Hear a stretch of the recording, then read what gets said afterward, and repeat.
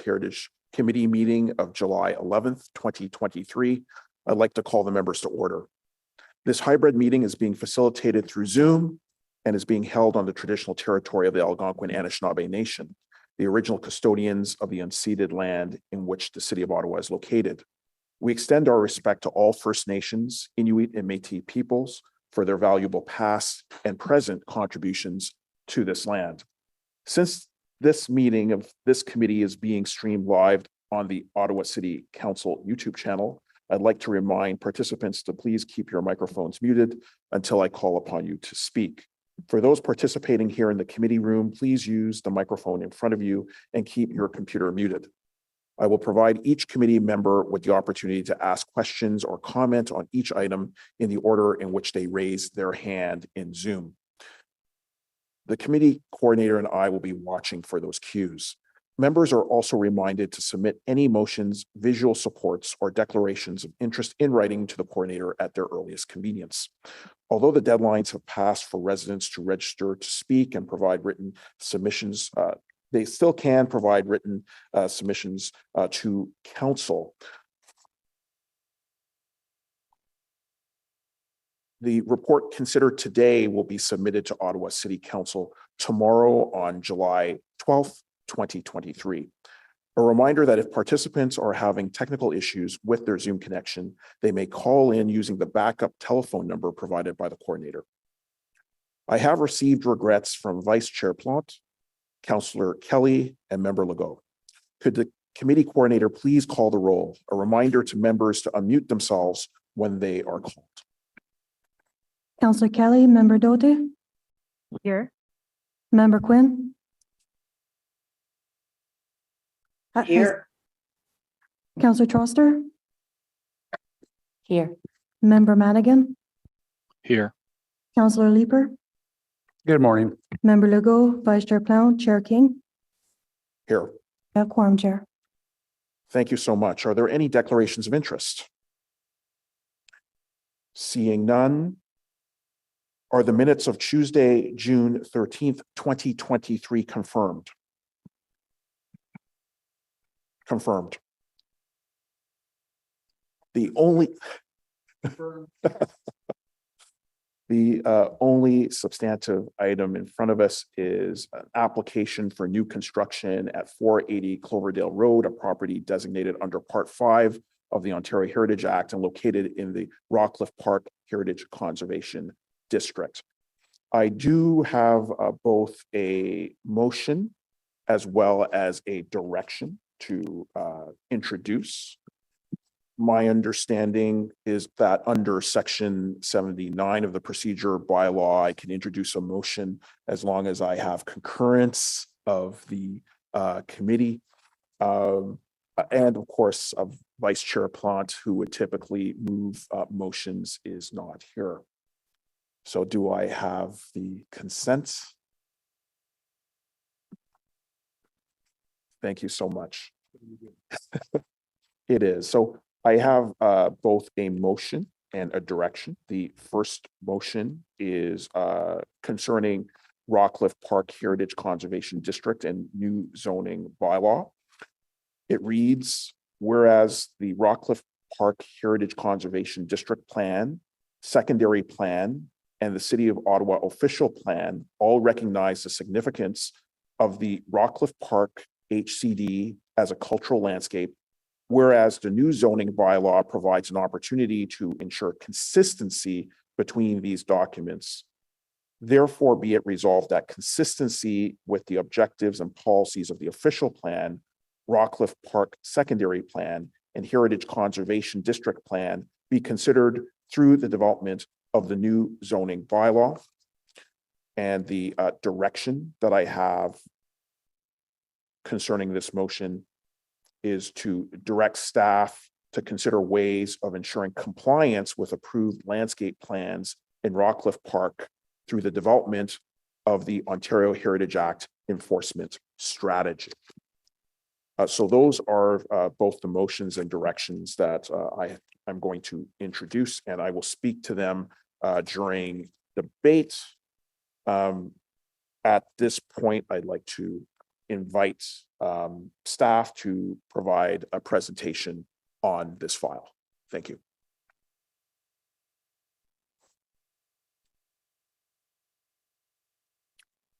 Thank you, Chair. Good morning, Chair, Vice Chair, committee members. Before us is an application to alter 480 Cloverdale Road, a property designated under Part 5 of the Ontario Heritage Act and located in the Rockcliffe Park Heritage Conservation District. Next slide, please. The subject property is outlined in red on this slide. It's a grade 2 property located in Ward 12 on the east side of Cloverdale Road. It is adjacent to grade 1 properties 484 Cloverdale and 560 Hillsdale to the north, the vacant property to the south, and the Rockcliffe Lawn Tennis Club to the east. The property is 2,080 square meters in area and significantly larger than many of the surrounding lots in the streetscape. Next slide, please. The lot has been vacant since 2003, and as you can see in these existing condition images, it is heavily vegetated, and there's also a natural downward sloping grade towards the rear or east elevation. Next slide, please. So I'll review a bit of background on this slide. The top left image shows the footprint of the one-story dwelling that existed on the property until it was demolished along with its southern neighbor in 2003. The top right image shows the initial proposal that was considered by the Built Heritage Subcommittee in November of 2021. Staff recommended approval of the application conditional upon the massing of the north elevation being reconfigured and the overall length of the building being reduced. But given the outstanding issues, the Built Heritage Subcommittee at the time moved to defer a decision with the agreement of the applicant. And then at the bottom left there, you'll see that the applicant came back with a revised proposal in February 2022, which both Built Heritage Subcommittee and Council refused on staff's recommendation, as it did not address the concerns from the previous iteration. In March 2022, the applicant filed a notice of appeal to the Ontario Land Tribunal, which was withdrawn in March of this year.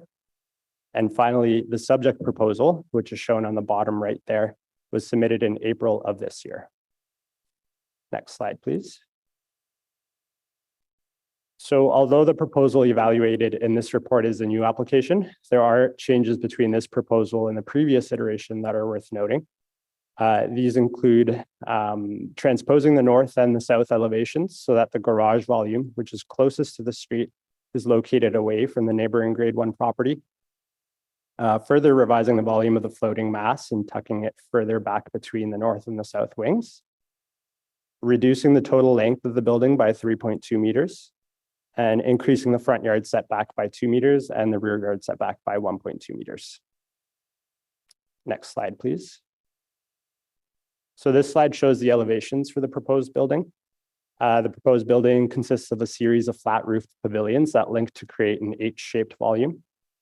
You can see from the elevations that the proposed dwelling is built into the existing sloping topography, which results in a 2-story structure along Cloverdale Road with a walkout basement towards the tennis club property, which results in 3 stories being exposed for approximately half the length of the north wing and most of the east or rear elevation. You can also see here that the proposed massing is arranged so that the garage volume, which protrudes closer to the street than the rest of the building, is the volume that's furthest from the adjacent grade 1 property. Next slide, please. Here we have a streetscape elevation and rendering along Cloverdale Road that demonstrates how the proposed dwelling will interact with the neighboring grade 1 property. The proposed 2-story height along Cloverdale, complementary natural material palette, the siding, and the landscaping allow for adequate spacing between the properties and allow the neighboring grade 1 property to remain a focal point along Cloverdale Road. Next slide, please. So as part of this, staff are also recommending approval of the proposed landscape program, which includes a combination of formal at-grade and sunken gardens and unprogrammed lawn space to maintain the existing grade and provide a generous amount of soft landscaping. Approximately 7% of the property will be hardscaped with permeable materials to provide for walkways and a driveway. The applicant is also proposing the retention of 50 of 54 existing trees and the planting of 57 new coniferous and deciduous species as well as a decorative rear yard, roof, and ground pond. Next slide, please. So staff are of the opinion that this proposal complies with the Rockcliffe Park HCD policies and guidelines and the standards and guidelines for the conservation of historic places in Canada, and that it will have little impact on the character of the HCD. In staff's opinion, the arrangement of the proposed volume and the siting of the new house, as well as its extensive landscaping, will help mitigate impacts related to the difference in size between this property and the adjacent grade 1 dwelling. Next slide, please. In terms of consultation, the application submission materials were posted on DevApps. The Rockcliffe Park Residents Association was notified of the application and has provided comments against its approval. And Heritage Ottawa and neighbors within 30 meters were also notified of the application, as well as Chair King. Next slide, please. In conclusion, staff are recommending approval of the proposed new construction and landscaping. As conditions of approval, staff are requesting the submission of samples of all final exterior materials, the submission of a construction staging plan, the submission and acceptance of a final tree information report and landscape plan to the satisfaction of the city's forester, and the submission and acceptance of a planting plan demonstrating the size and species of the proposed new plantings to the satisfaction of the city's forester and heritage planning staff. Staff is also requesting that authority be delegated for minor design changes that might arise and that the heritage permit be approved with a 2-year expiry date. Next slide, please. And that concludes this presentation. Thank you. Thank you so much for that in-depth presentation. We did receive correspondence on this item from Kim Ratushny, a resident who is opposed, as well as Susan Peterson on behalf of Rockcliffe Park Heritage Outreach Committee, who is also opposed. We do have a number of registered speakers. We have the application team, and I believe that Andrew Reeves of the architect for Line Box Studio does have a presentation for the committee.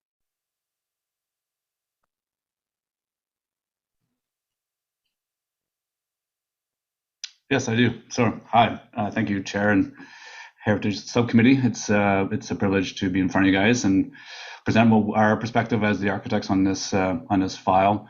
I'll do my best to get through. I tend to ramble, but I'll stick to my 2 minutes and pass it on to John. John will bring the heritage perspective, and I'll try to negotiate with you guys about the slide transitions. I live in the neighborhood. My kids go to Rockcliffe Public and play tennis in the neighborhood, so it's definitely an area that is of no surprise that this is a unique site, a unique street, and a unique community, and it comes with great responsibility as an architect to have the privilege to even look at a property of this magnitude and such an established neighborhood. For me, my perspective as the architect is context, and my definition of context is everything woven properly together, not just one particular item. I see it as the client, obviously, the site, wind, sun, built environment, the street, the community, Ottawa as a whole.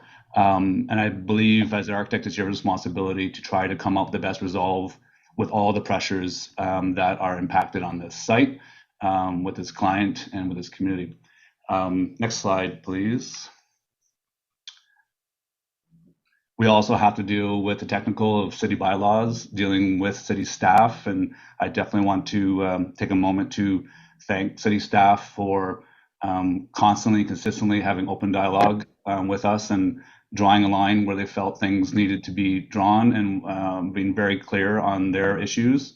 It's been a process, but I do believe that the end result proves that proper dialogue and interaction only makes the design that much better. For us, we see Rockcliffe as probably the most unique neighborhood in Ottawa, if not Ontario, as an example of buildings built of their time, an amazing representation of those styles.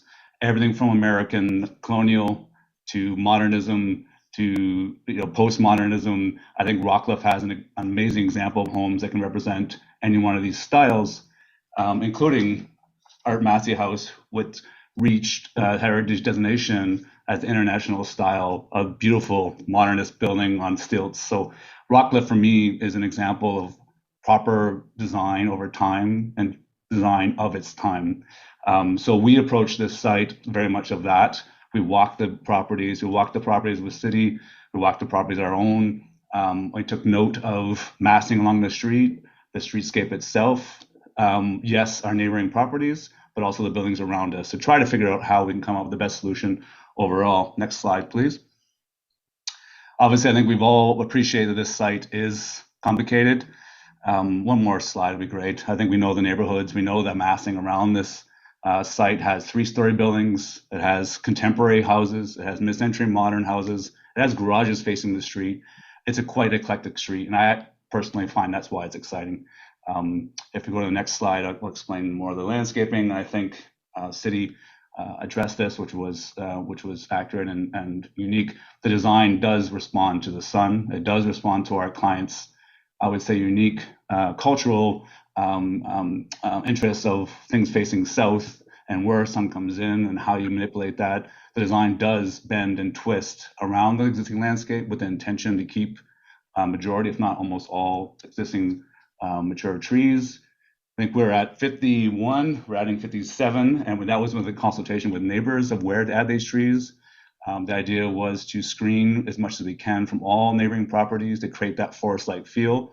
We are not altering any existing grades in this application, and we're trying to screen this site from the tennis club and future maybe homes around us. So what's happening now, including our neighboring down to the south, is what's going to be there. So we have to try to figure out how to design something that appreciates all aspects and all inputs and all pressures onto the design. Next slide, please. So for us, it's about the public realm, and it's about walking up and down the street. It's about a client that wants to raise a family in Rockcliffe. It's about a client that wants their family to live with them in Rockcliffe. It's about the experience along this street. And it's not a particular one project, it's how it all is woven in, and yes, including maybe the street that next to the right of us that will be there. It's about creating a nice community and about creating something that we feel form and function works overall and responds to the overall versus one particular item. We like to believe this image shows that we are going to screen the building with existing natural landscape. We are going to add all the landscape elements to help keep that forest-like feel. There's going to be no change to existing grade. The front door is dominant. The garage is switched so that it doesn't become a front-facing element.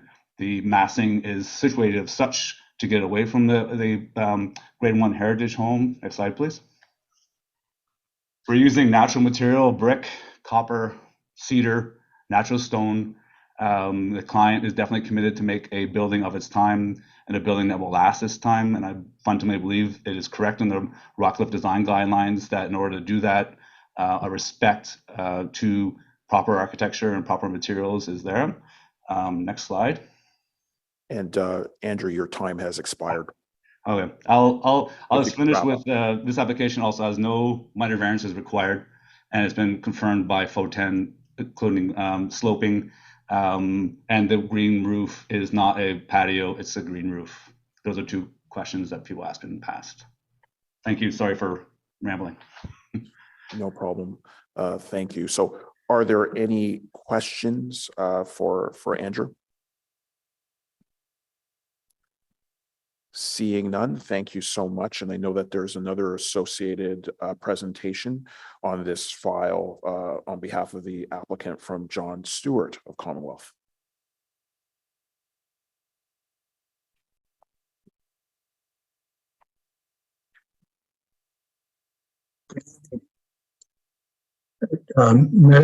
Chair King and members of the Built Heritage Committee, thank you for the opportunity to speak.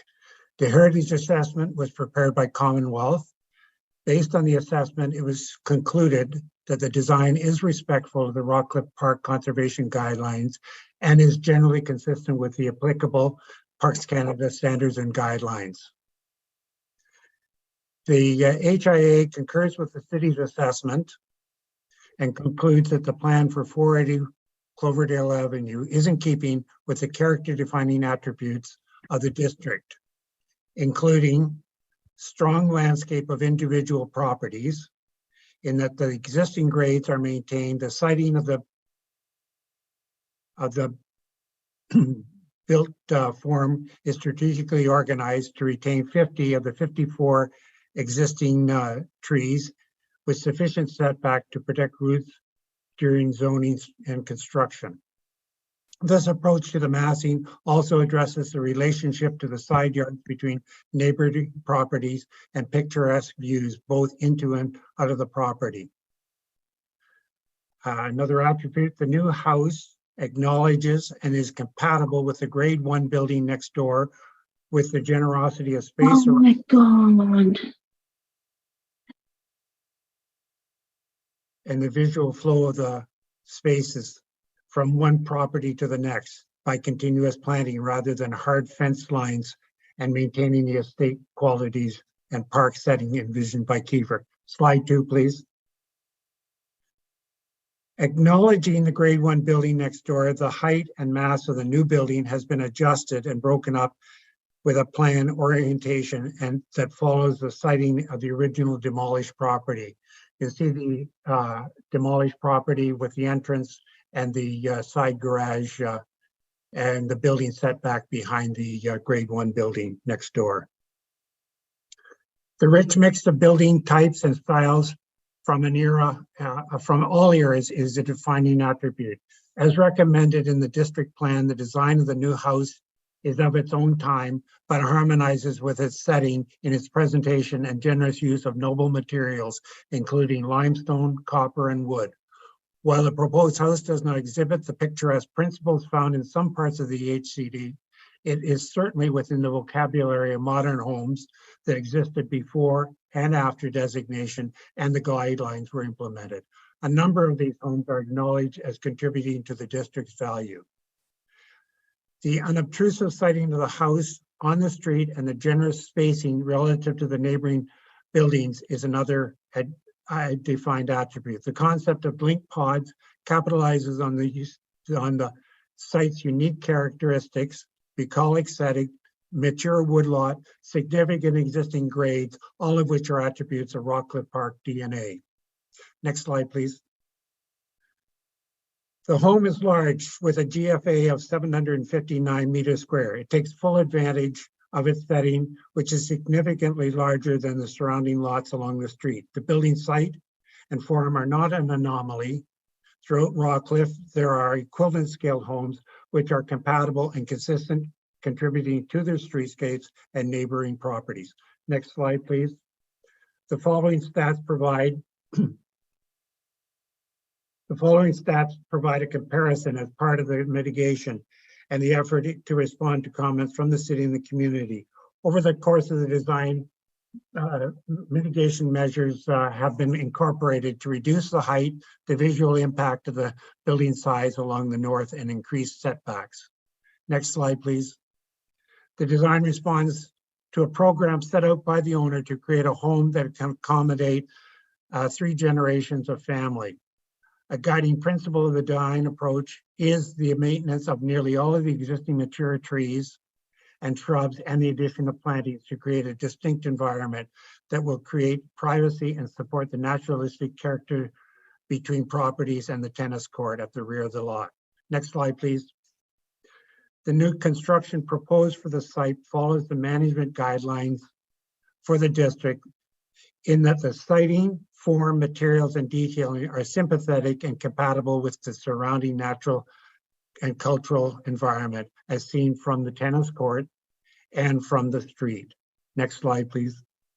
The design results in a unique residential experience, which is well within the normal parameters of the Heritage Conservation District and with regards to understanding prominence on the street, setbacks, height, lot coverage, and preservation of the existing vegetation. The proposed house is compatible with the existing streetscape in its height, dimensions, function as a private family residence. Thank you. Thank you so much, John. Are there any questions for John from the committee? Seeing none, thank you for your presentation. The next registered speaker is Kim Ratushny.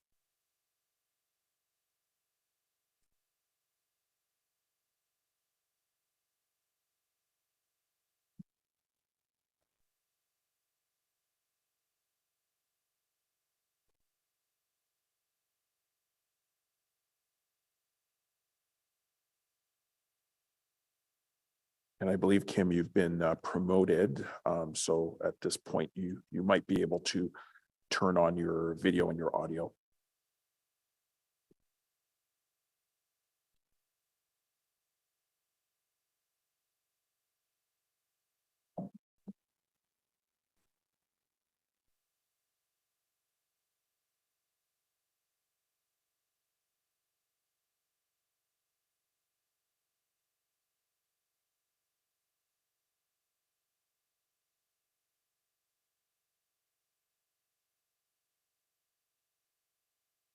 Good morning.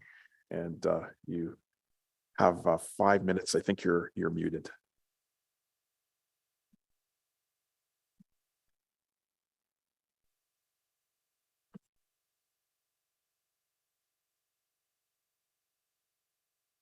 Okay, can you hear me? Yes, we can. Okay, I'm having trouble, but good morning. My name is Kim Ratushny, and I'm a lawyer in the Ottawa area. I am appearing today along with my husband, Kent Manderville. We are the registered owners of and reside at 484 Cloverdale Road, which is a grade 1 property in the associated streetscape and immediately adjacent to the applicant's property at 480 Cloverdale. Both our grade 1 property at 484 Cloverdale and the applicant's property at 480 Cloverdale are situated within the Rockcliffe Park Heritage Conservation District. Both our property at 484 Cloverdale and the applicant's property at 480 Cloverdale are subject to the legal requirements imposed by the Rockcliffe Park Heritage Conservation District Plan as approved by City of Ottawa bylaw number 2016-89 and brought into full force and effect in 2019 pursuant to the processes in Part 5 of the Ontario Heritage Act. We recognize that our continued opposition to the latest proposed construction could be viewed as NIMBY, or not in my backyard. However, we sincerely believe that the protection of Rockcliffe Park's heritage green space is at stake. We submit that a central purpose of Rockcliffe Park's Heritage Conservation District designation is to guard against 2 large buildings taking over Rockcliffe Park's heritage green spaces. It is a fundamental principle of administrative law that as a statutory decision maker, the committee on behalf of the City of Ottawa has no more discretion to issue a heritage permit than what has been granted to you under the governing legislative scheme. You do not have absolute discretion to make a decision on any ground or for any reason that is suggested to you. Any decision you make must comply with the specific constraints imposed by the governing legislative scheme. Section 7.4.2 sub 3 of the Rockcliffe Park Heritage Conservation District Plan imposes such a determinative statutory test for this application under the statutory scheme of Part 5 of the Ontario Heritage Act. Excerpts from Section 7.4.2 sub 3 of the plan that restrict new building mass and height in our Cloverdale streetscape read as follows, and I quote, "Construction of new buildings will only be permitted when the height and mass of the new building are consistent with the grade 1 buildings in the associated streetscape. The term consistent is used and not compatible. The term compatible is used elsewhere in Section 7.4.2 sub 3. The Rockcliffe Park Heritage Conservation District Plan and the Ontario Heritage Act limit the mass and height of any new construction at 480 Cloverdale. Such construction must be consistent with the mass and height of our home at 484 Cloverdale, which is the only remaining grade 1 home in the associated streetscape as defined in the plan. I will first address the proposed building mass. To demonstrate drastically non-compliant building mass of the proposed construction, we refer this committee to the entirety of our July 8th, 2023 letter to you and highlight the enclosed reports that demonstrate that the proposed building mass of the previous application at 480 Cloverdale in 2022 was 3.54 times more massive. I'll repeat that, 3.54 times more massive than our adjacent comparator grade 1 home. We have explained in our July 8th letter to you why the 2022 building massing reports continue to provide evidence of drastically non-compliant building mass in respect of this latest application in 2023. I will now address the proposed building height. To demonstrate drastically non-compliant building height of the proposed construction, we refer you to the entirety of our July 8th, 2023 letter and highlight that unlike much of the proposed new building height at 480 Cloverdale, our grade 1 comparator home never at any point exposes 3 full stories of building above ground. In conclusion, as the City of Ottawa is statute bound in 2023 to apply the mandatory mass and height limits in Section 7.4.2 sub 3 of the Rockcliffe Park Heritage Conservation District Plan, it is our respectful submission that the City of Ottawa continues to have no legal authority to issue a heritage permit for this new application. As the owner of the Grade 1 property expressly referred to in the Rockcliffe Park Heritage Conservation District Plan, adopted by the City of Ottawa pursuant to Bylaw 2016-89 and in full force and effect in 2023 following the statutory processes in Part 5 of the Ontario Heritage Act, we are a party withstanding to this proceeding. In respect of past and ongoing proposed construction at 480 Cloverdale, we rely on all of our written and oral submissions to date to officials of the City of Ottawa, beginning on November 16th, 2021, continuing through to our written correspondence to this committee and City Council on July 8th, 2023, and continuing through to our oral submissions to this committee today, July 11th, 2023. Should the committee choose to grant the requested heritage permit, respectfully, the committee would be acting ultra vires. The committee would be acting beyond its statutory authority, and this necessarily would render such a decision by the committee unreasonable and without statutory jurisdiction. Such a decision would be vulnerable in court on judicial review. Thank you. Thank you so much for your deputation. Are there any questions for Ms. Ratushny? Seeing none, thank you so much for your deputation. The next registered speaker is Kent Manderville.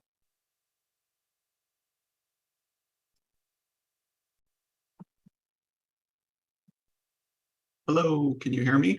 Yes, we can, and you do have 5 minutes for your deputation. You know what, Chairman King, I'm not going to take the 5 minutes. I only put my name forward just to make sure that Kim had her say. Obviously, she spoke for me. She made a lot of points that I would have made as well. So in the spirit of efficiency, I won't take the full 5 minutes. But I did want to say, and I appreciate the architect's words on this, but, you know, my wife and I, we've been in the neighborhood for, you know, it's almost 20 years. Our kids went to RPRA as well. We've been volunteers in the neighborhood for a number of years.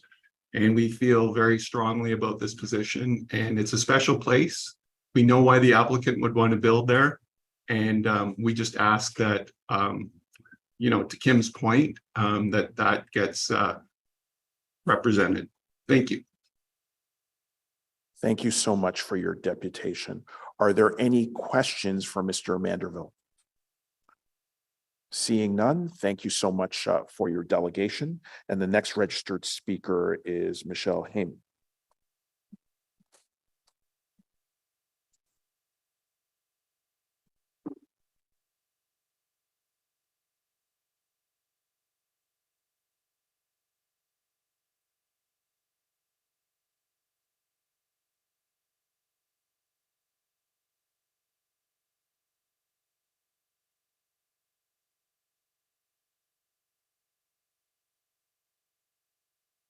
And we don't see Michelle on Zoom yet.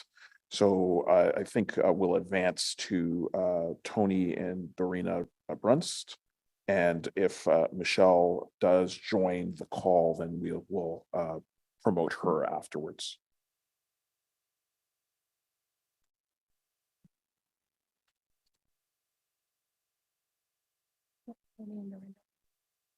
Oh. And Tony and Doranda Brunst are also not online. Noting that they're not, we have gone through the registered speakers list. So we will just advance now to the committee. Does the committee have any questions for staff?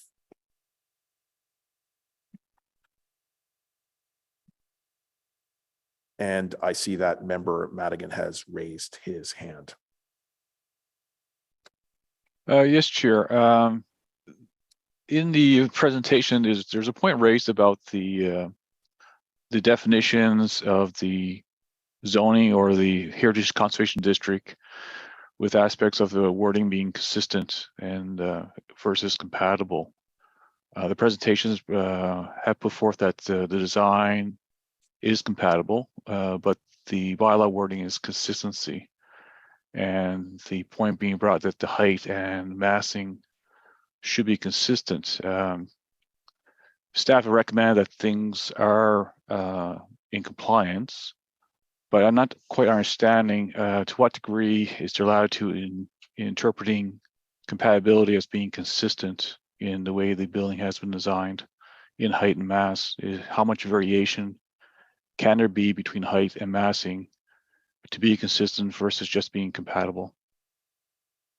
And I will defer that question to staff. I'll just speak first to the intention of my motion, which is just to seek consistency, especially around areas of height with the zoning bylaw.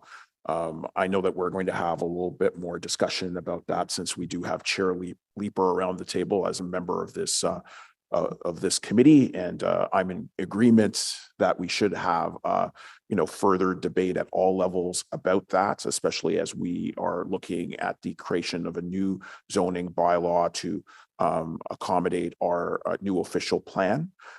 So that is the idea behind my motion, but I'll defer to staff on your question, Member Madigan.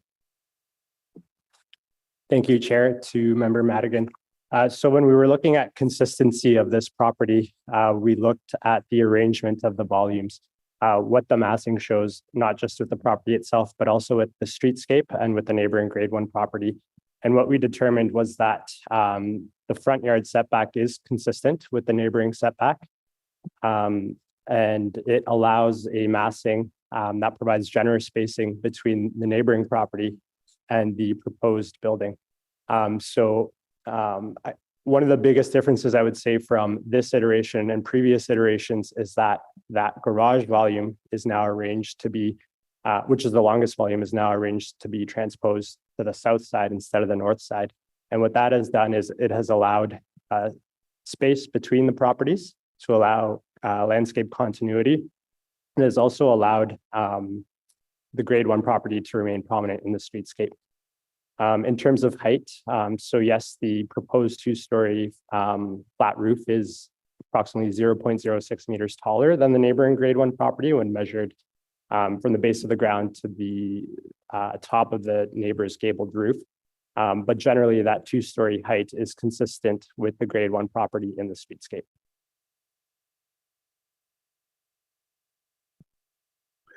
Just a follow-up question on that, Chair, to the staff member.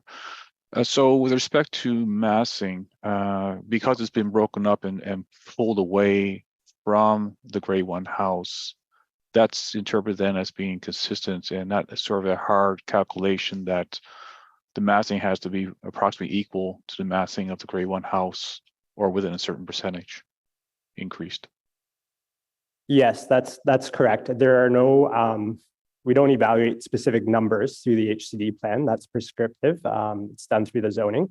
What we look at is consistency through setbacks and height. Okay, and just to follow one last point. So in general, for comparable projects, that has been the same similar interpretation when comparing a new project to the surrounding grade 1 buildings. Yes, I would say that's consistent with our approach, but I'll let Leslie comment further. Thank you. Excuse me, sorry. I would agree. I think that's consistent with our approach. And I think Luis's comment about the idea that, the HCD plan is not a zoning bylaw. It's not as specific as a zoning bylaw that has, maximum height is 9 meters. It doesn't talk about that. It's about mitigating impacts. It's about what is the visual impact? What is the impact on the landscape? And so in this instance, it's staff's opinion that given the vastly different lot context here, where we have a smaller lot with a smaller house and then a significantly larger lot, it would be somewhat unreasonable to require a house that would be the same size as the house next door when the lot is, I don't know, probably double or triple the size. So we looked at consistency from the public realm as a measure of how to help with the streetscape piece in terms of how you experience the district and how you ensure that the grade 1 building remains the dominant presence in the streetscape. Thank you. Thank you. And I know that Michelle Heyman has joined us for her delegation.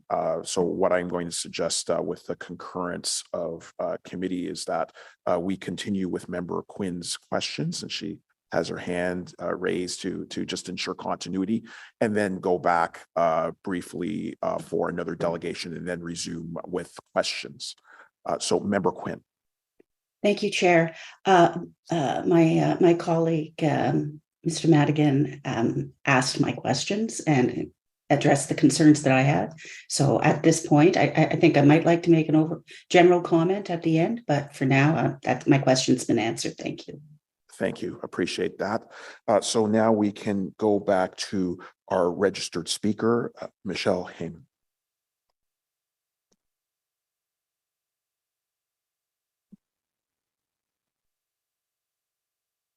Hi, can you hear me? We can.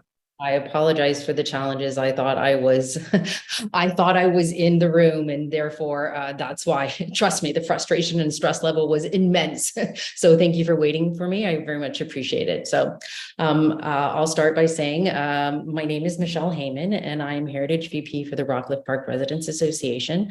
My comments are related not only to the effect of this application on the neighboring grade 1 home on the associated streetscape, but on the negative impact to the entire Heritage Conservation District.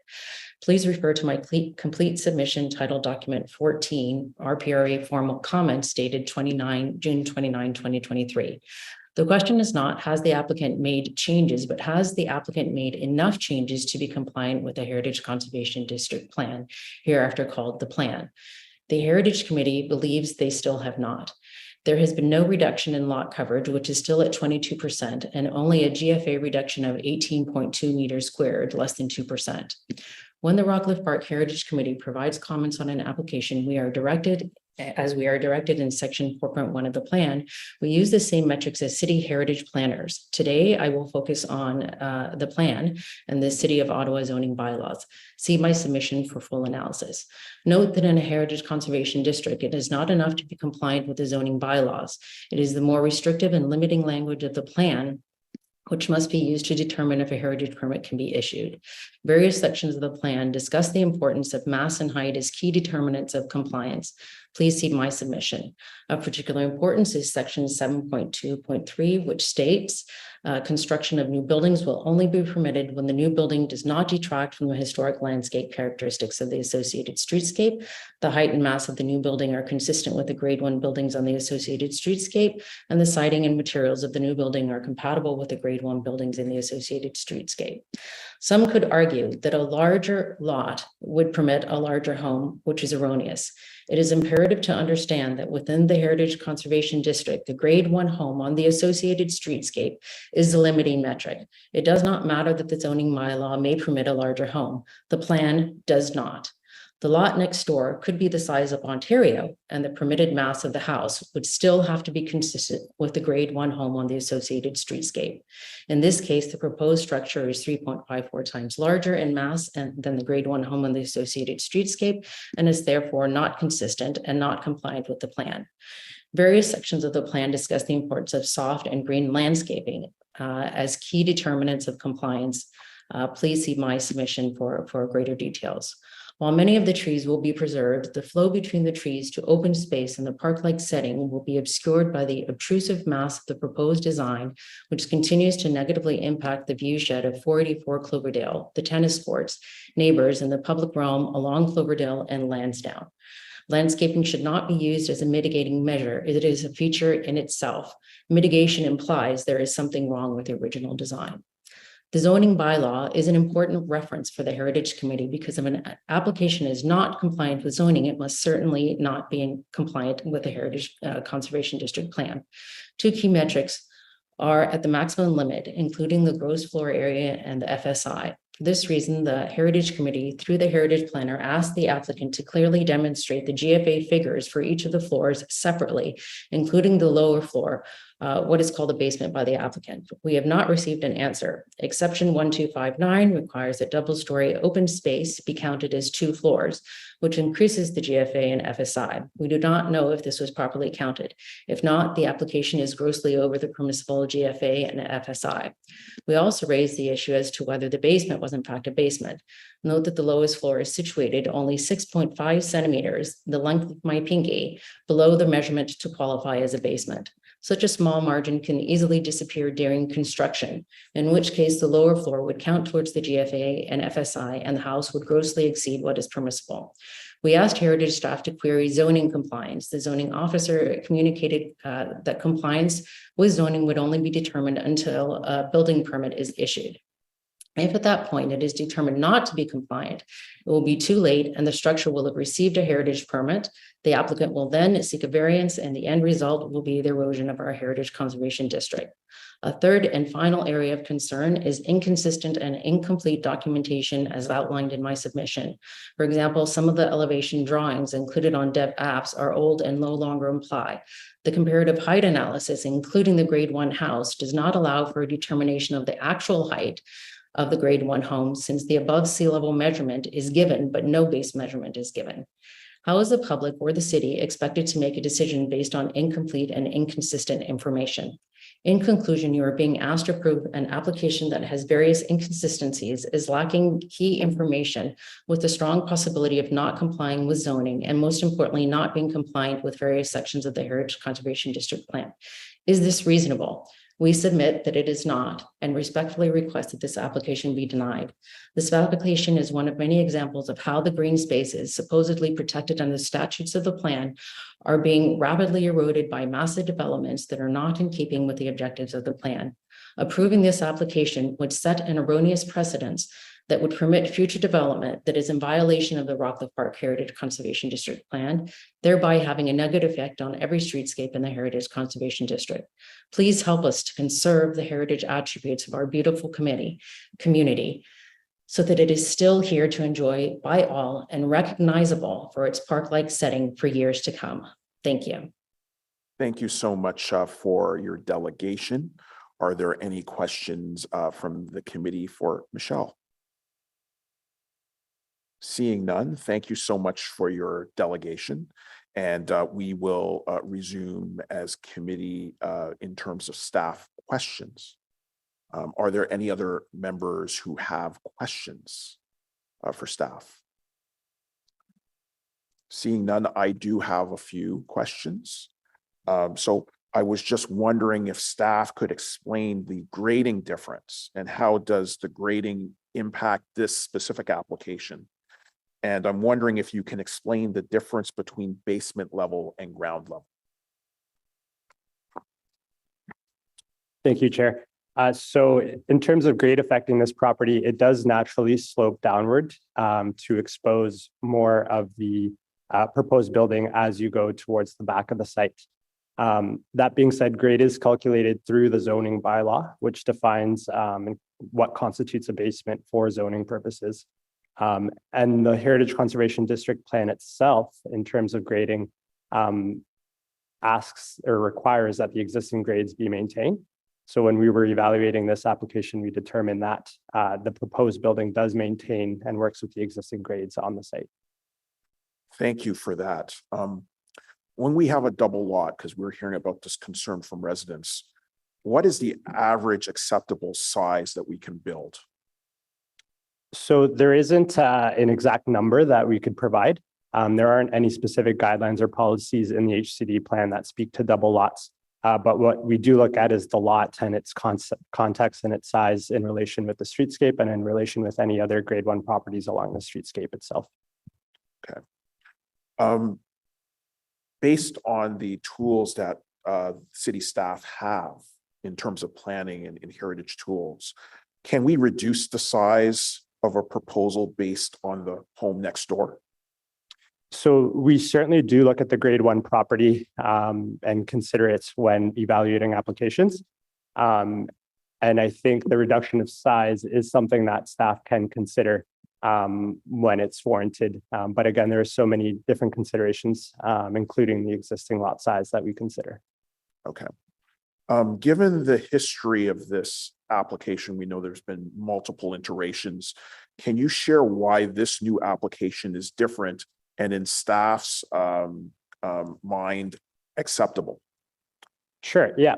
So I think the style itself is actually quite similar to previous iterations that we've seen. It employs that general H shape, and it's not significantly smaller. But I think the biggest difference between this proposal and the last is that garage volume is transposed, so that the longest part of the house is now the furthest part from the adjacent grade 1 property.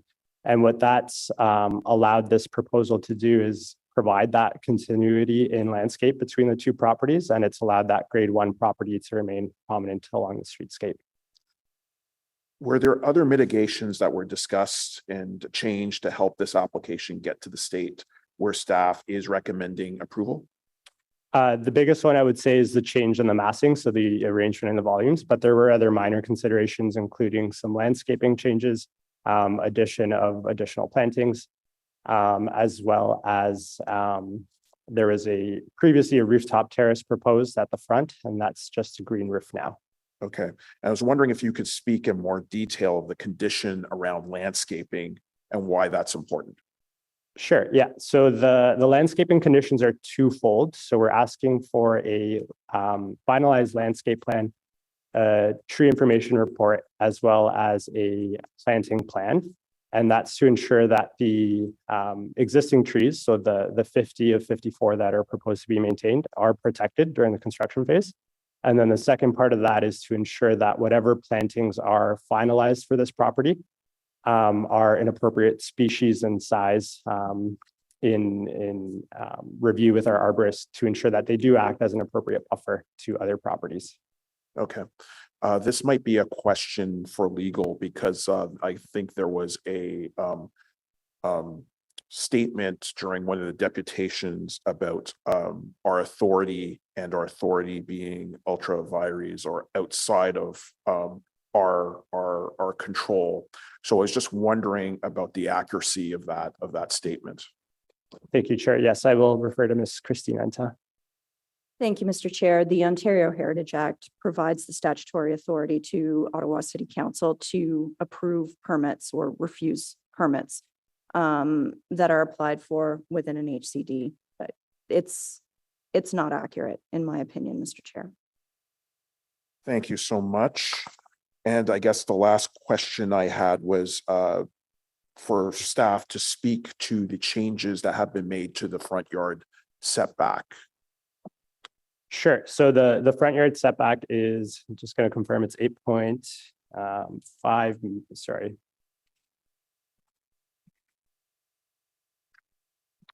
I believe it's 8.5 meters, sorry, the 8.75 meters. And that is consistent with the front yard setback of the neighboring grade 1 property at its closest point to the street. Thank you so much. Those are my questions, especially the ones around the lot size and the grading, which I think feeds into the motion that I had initially presented. Are there any other questions for staff on this file? Seeing none, are there any comments on this file? And I believe that I know Member Quinn had suggested that she might have some comments. Thank you, Mr. Chair. Yes, I just want to say that I've been, as a member of the previous Built Heritage Subcommittee, I've seen this file before. And when it was before us in February of 2022, although I'm fairly familiar with this area of Rockcliffe Park, I did take the time to go and walk around the neighborhood and just get a sense of what this development is going to mean in terms of its impact on the public realm, which I think really is the important factor. And although it is, I can certainly appreciate Ms. Ratushny's concerns about massing, but the reason I'm going to be able to support the staff recommendation today is because I believe that the important impact is the streetscape for this inside lot. And there really is no impact to the public realm, no sense of how the back end of this house is going to be viewed by public to get a sense of the qualities of Rockcliffe Park, that are being preserved through the Heritage Conservation District Plan. And I do appreciate the effort to make changes to the design that we saw last year. And I think they're important changes, and they are going to make a difference to the impact in terms of setback, the moving of the garage. I think those have value. And again, I just reiterate that the significance in the public realm is minimal. So I just wanted to let you know that those are the reasons behind primary reasons. I also wanted to, one last point. One of the speakers mentioned that the design, that the massing takes up 22% of the lot coverage, even with the new iteration before us. But I saw in much of the documentation with this file, which I looked at all of it, with the reviewing 8 properties around this one, only one other has a lot coverage that is less than 22%, and it's the neighboring property at 480. All of the rest are over, some up to 29% of the lot coverage. So just to say that I don't think is inconsistent with what's before us. Anyway, thank you for the opportunity, Mr. Chair. Thank you so much. Does anybody else have comments before we look at an amending motion that's before us from Councillor Leeper? I don't see anybody else, but I do have a few comments with my interest as being the councillor for the area. I really do want to thank staff and the community for all the work that they've undertaken on this file. Not unlike Member Quinn, I experienced a lot of discussion and debate around this as well. And we know that there's a pretty detailed chronology that staff has laid out. We know that an initial version of this application was submitted and considered by the Built Heritage Subcommittee in November 2021. Staff recommended approval of the application conditional upon the massing of the north elevation being reconfigured and the overall length of the building being reduced. Given the issues with the application, the subcommittee at the time moved to defer a decision with the agreement of the applicant. The deferral was intended to allow the applicant time to consider changes to the proposal in consultation with staff, neighbors, and the Residents Association. A revised application was brought to the Built Heritage Subcommittee in February 2022. Staff recommended refusal of that application as the applicant had not addressed the concerns raised in the previous iteration. At that subcommittee meeting, staff recommended that the proposal could be more compliant with the Rockcliffe Park Heritage Conservation Plan by 1, removing the floating volume at the rear, 2, reorganizing some of the massing to the south side of the lot, or rotating a portion of the building away from the north lot line. Both the subcommittee and council refused that application on staff's recommendation. In March 2022, the applicant filed a notice of appeal to the Ontario Land Tribunal. This appeal was withdrawn in March 2023. The proposal evaluated in the report before us is a new application under Section 42 of the Ontario Heritage Act. Notwithstanding, it was offered in the context of an ongoing matter before the Ontario Land Tribunal as a possible resolution, and therefore significant changes between this proposal and the previous iteration are worth noting. And we know that staff did outline those in their presentation. That included transposing the north and south elevations so that the garage volume, which was previously the portion of the proposed house closest to the adjacent grade 1 property, is located away from the neighboring grade 1 property, revising the volume of the floating mass and relocating it between the north and south wings rather than as an extension of the north wing, and reducing the total length of the building by 3.2 meters. Also increasing the front yard setback, which we heard during the presentation and in a subsequent question, by 2 meters, and the rear yard setback by 3.3 meters. Staff has determined that the proposal is now consistent with HCD standards. Reducing the size of the house and flipping it away from the north has created an extended landscape separating the neighborhood building, also producing a less prominent facade, along with the north property line and a deeper rear yard. The proposed design locates substantially more of the home on the southern edge of the site to reduce the impact on the neighboring designated house. Furthermore, on the north side of the property, the proposed home is set back over 23 meters from the property line to extend that its front end edge is in line with the rear yard of the adjacent property. This was done to help the existing neighbors maintain the park-like setting they currently enjoy.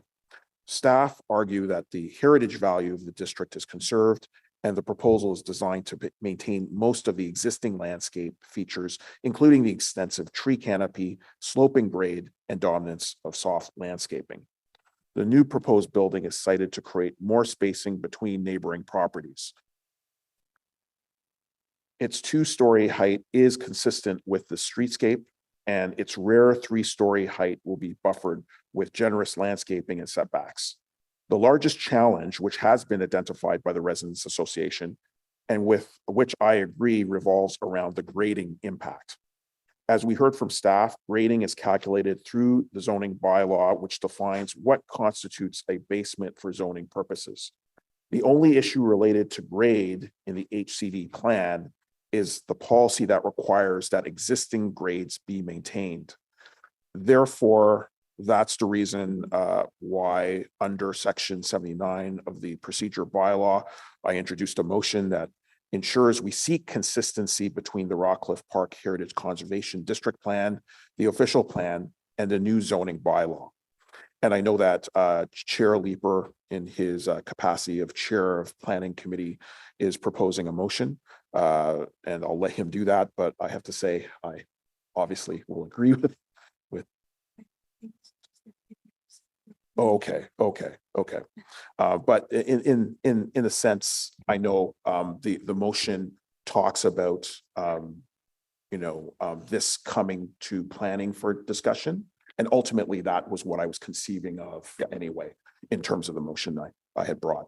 In addition, I'm also introducing a direction to staff to ensure compliance with a heritage permit, specifically when approved landscape plans make up a significant reason to support a new building in a heritage conservation district.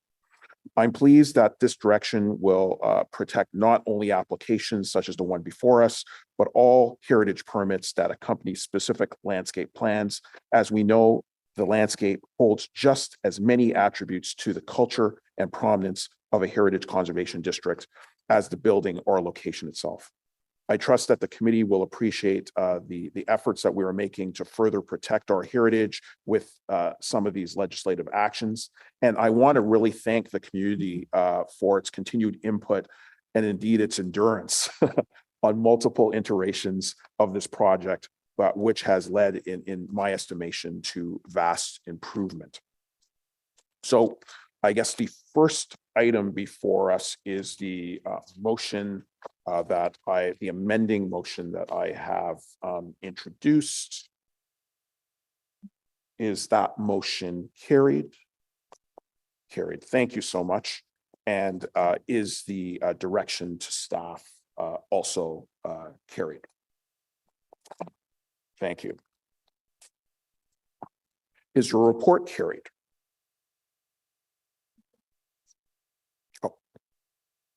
Are you moving? Okay.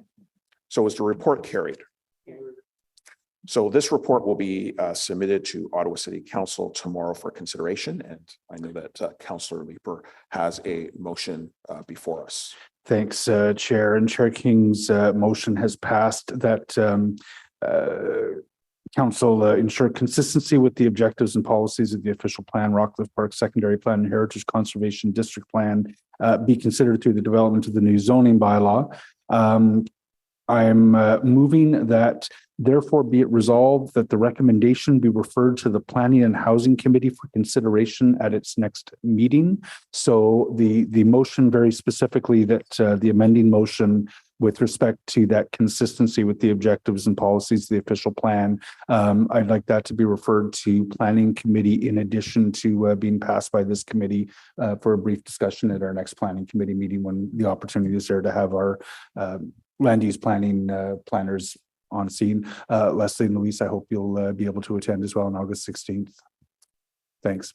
Thank you so much, Chair Leeper. And I just want to clarify based on our input from our committee coordinator that this motion is just in reference to my motion and not the complete report. So is the motion put forward by Councillor Leeper carried? Oh, and I see that Member Quinn is raising her hand for a question. Yeah, thank you. Sorry. I just wanted to be clear. The motion has now disappeared. Hang on a sec. I think I have it in front of me. Yeah, good. Thank you. No, I don't have it. So, yeah, whereas implications, yes. So the new comprehensive zoning bylaw is this is a little bit, I guess, like putting the kind of the cart before the horse a little bit here, are we?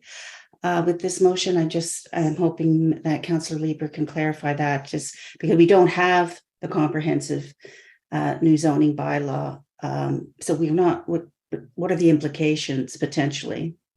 And that's exactly what I'm hoping we'll talk about at Planning Committee. We're in the course of developing a new comprehensive zoning bylaw, which will update the zoning for pretty much every property in Ottawa to be in line with the new official plan. This direction, Councillor King's amending motion on this report that we've just carried speaks to, I think, an emphasis on consistency with a bunch of different Rockcliffe specific plans. And before we send staff away with a specific recommendation on treating the Rockcliffe secondary plan or the Rockcliffe Heritage Conservation District plan and its secondary plan, for instance, I'd just like the rest of Planning Committee to be able to weigh in, ask our city planners what kind of implications they expect that might have for what the final comprehensive zoning bylaw review would look like, and weigh in with additional direction if they feel it's appropriate on what the comprehensive zoning bylaw should look like for the properties in the Rockcliffe Heritage District conservation area.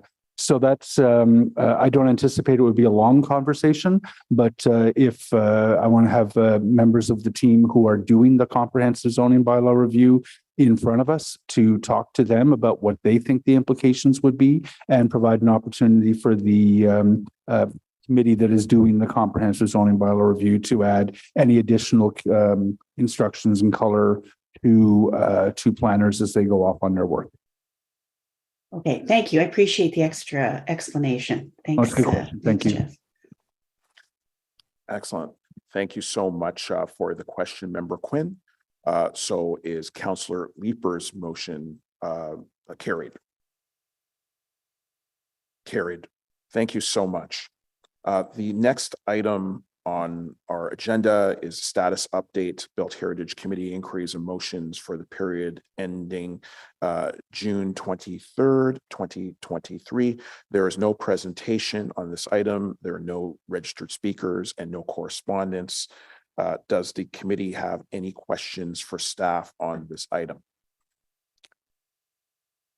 Seeing none, do any of the members have any comments on this item? And I see no hands. Is the report received? Received. Thank you so much. There are no in-camera items today. In terms of information previously distributed, there is an item on heritage impacts of the proposed provincial planning statement. There's no presentation on this item, but that information has been circulated to the full committee for its review. Are there any notices of motion? Seeing none, are there any inquiries? Seeing none, under other business, we do have a planning circulation for zoning bylaw amendment and site plan control at 352 Somerset West, Somerset House. Is there any other business? Seeing none, on adjournment, is the motion carried? Thank you. We're adjourned. Thank you, everyone. We hope that everybody has a wonderful summer break. The next meeting is scheduled on Tuesday, September 12th, 2023.